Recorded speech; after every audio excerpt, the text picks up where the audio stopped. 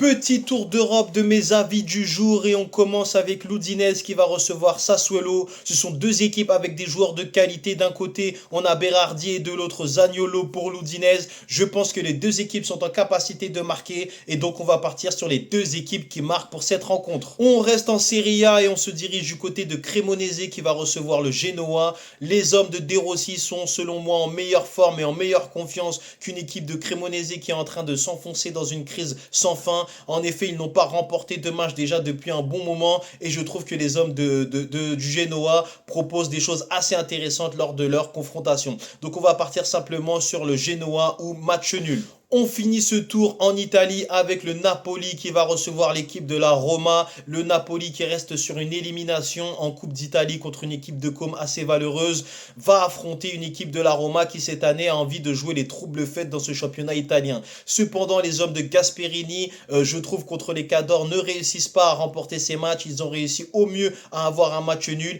Et face à une équipe du Napoli assez revancharde à domicile qui concède très peu de défaites et très peu de points, je vois mal la Roma réussir à remporter ce match. Donc on va partir simplement sur le Napoli ou match nul. On se dirige du côté de la Hollande avec le Feyenoord Rotterdam qui va accueillir JA Eagles.